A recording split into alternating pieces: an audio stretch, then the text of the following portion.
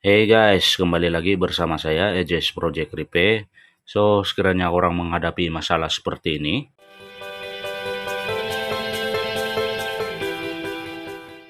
guys, kadang-kadang drip shaft nih dia akan rusak dekat sebelah kepala luar yang ada dekat knuckle nih. Oke guys, sekiranya sebelah luar nih yang rusak, selalunya dia akan mengeluarkan bunyi lah semasa orang buat U-turn ataupun membelok di seleko. Oke guys, kadang-kadang juga drip shaft nih dia boleh rusak dekat kepala dalam yang ada dekat gebok nih. So, selalunya kalau kepala dalam yang rusak, so orang akan menghadapi masalah seperti bunyi besi belaga dan sentap lah semasa menukar gear. So, dengan itu saya Adjust Project Repair ingin berkongsi cara membuat pemasangan rep shaft dekat kendaraan, terutamanya pengguna-pengguna Myvi, Kancil, Kelisa, dan sewaktu dengannya. Oke guys, tanpa membuang masa, jom kita buat pemasangan. Oke guys, first korang kena blok dulu tayar belakang nih, kiri dan kanan, kedua-duanya. Selepas itu korang boleh jack kereta korang nih bagi tayar nih terangkat dekat depan. Kemudian korang boleh simpan jack stand dan turunkan jack secara perlahan-lahan. So di sebelah kiri pun sama juga, korang boleh simpan jack dan turunkan jack tuh perlahan-lahan. Kemudian korang boleh keluarkan sepenuhnya lock nut nih, tayar depan sebelah kanan, dan korang boleh simpan tayar tuh dekat bawah nih sebagai safety. So dekat sebelah kiri pun sama juga, korang keluarkan sepenuhnya lock nut tuh dan simpan tayar tuh dekat sini sebagai tambahan perlindungan korang lah. Oke guys, untuk keluarkan drip shaft sebelah luar nih, korang kena tanggalkan pin nih dulu. Kemudian selepas itu korang keluarkan washer nih. Dan korang boleh guna socket box 30 mm untuk break loose nut drip shaft tuh. Oke guys, sekiranya korang ada impact gun lagi bagus, sebenarnya korang boleh mudahkan kerja korang untuk longgarkan nut 30 mm nih dari drip shaft tuh. Tapi sekiranya korang tiada, korang boleh pasang balik tayar, buka center cap tuh, dan break loose nut nih dengan breaker bar lah. So, korang biarkan dulu macam nih. Kemudian korang boleh tanggalkan T-rod end nih. Nah, T-rod end nih, size 14 mm, dan korang pasang terbalik macam nih. Kemudian korang boleh cover dengan kain T-rod end tuh, dan korang boleh ketuk dekat nut tadi itu bagi dia terpisah dengan knuckle macam nih. Kemudian selepas itu korang boleh keluarkan nut nih. So, korang bagi T-rod end itu keluar, untuk mengelakkan nut nih hilang, korang boleh pasang dekat T-rod end itu. Oke guys, untuk keluarkan drip shaft sebelah luar nih, kepala sebelah luar, so korang boleh pilih sama ada korang longgarkan bagian chamber nih. Tapi kalau korang longgarkan dekat chamber, dia akan lari elemen. So, lebih baik korang longgarkan sebelah low arm nih lah. So, saya memilih untuk tanggalkan low arm nih untuk mengelakkan elemen chamber tu lari lah. Oke guys, untuk tanggalkan ball joint low arm nih, korang kena cabut pin nih dulu. Kemudian korang boleh guna spana 17 mm untuk break loose nut ball joint low arm nih, dan keluarkan nut tuh. Kemudian langkah seterusnya, korang boleh longgarkan nut stabilizer link bagian atas nih, yang terikat dekat stabilizer bar. So, nut nih korang just longgarkan saja. Dan nut stabilizer link sebelah bawah yang terikat dekat low arm, korang kena keluarkan sepenuhnya lah. Dan selepas itu korang boleh tarik keluar stabilizer link nih dan simpan ke atas macam nih.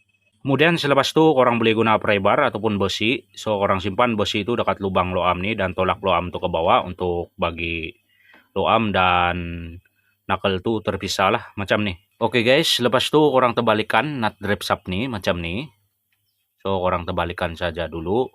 Selepas itu korang boleh cover dengan kain nut tadi itu, dan korang boleh ketuk dekat nut tadi itu bagi kepala drip shaft sebelah luar nih free dari knuckle. Sebab kadang-kadang kepala drip shaft sebelah luar nih dia akan stuck dekat knuckle, so korang perlu ketuk lah. Selepas itu korang boleh keluarkan nut drip shaft nih sepenuhnya. Seterusnya korang boleh tarik knuckle nih ke depan untuk bagi kepala drip shaft sebelah luar nih terpisah dengan knuckle macam nih. So guys, kalau korang lihat dekat kepala drip shaft sebelah dalam nih yang dekat gebok, so dekat kepala drip shaft nih dia punya boot sudah koyak. So benda ni lah yang menyebabkan bunyi besi belaga yang ada dekat bagian suspension, sebab dekat boot ni sudah koyak dan grease pun sudah habis. Dan apabila grease sudah keluar habis dari boot tu, so bearing dekat dalam tu tidak menerima pelincir yang secukupnya, dan ini boleh menyebabkan bearing dekat dalam tu rosak lah. Oke guys, untuk mengelakkan minyak gebok keluar semasa korang tanggalkan drip shaft kepala sebelah dalam tu dari gebok, so first korang kena buang minyak dulu dari oil pan gebok nih. So korang longgarkan saja drain plug tuh dan biarkan minyak tuh habis keluar dulu. Dan selepas tuh korang ikat balik drain plug oil pan gebok tuh. Kemudian selepas itu orang boleh pergi dekat bawah kendaraan korang nih. So orang boleh guna screwdriver leper jenis besar dan korang simpan dekat tepi ini dan korang boleh ketuk screwdriver itu untuk tolak drip shaft nih keluar lah. Dan selepas itu korang boleh keluarkan sepenuhnya drip shaft nih dari kendaraan korang.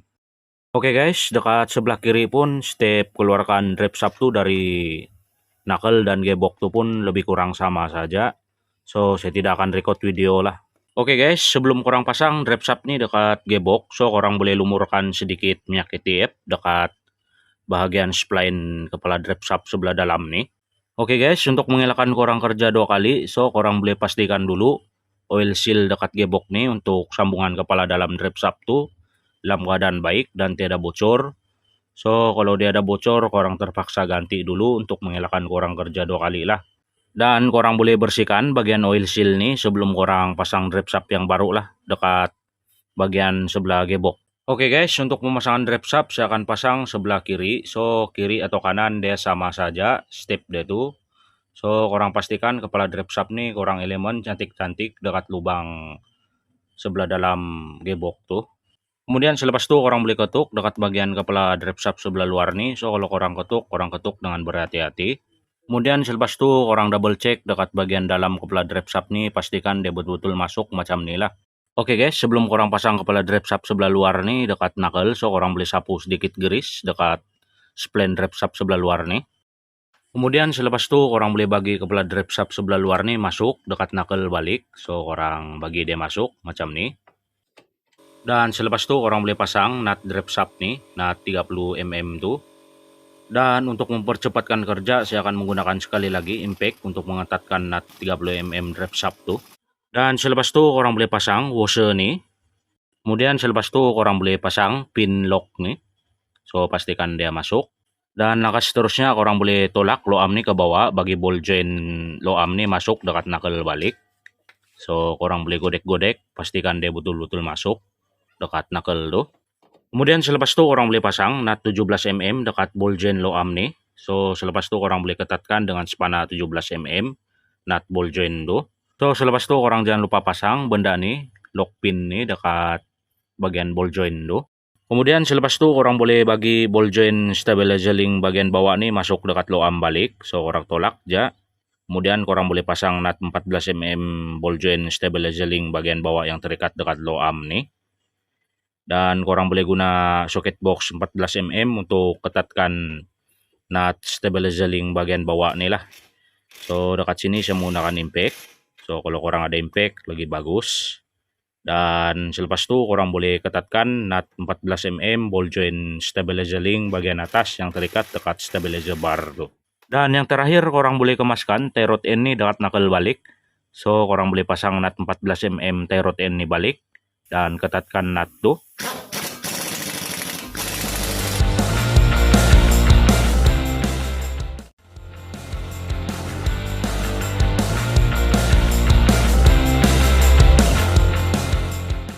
Kemudian selepas itu korang boleh pasang balik tire depan korang nih, kedua-duanya.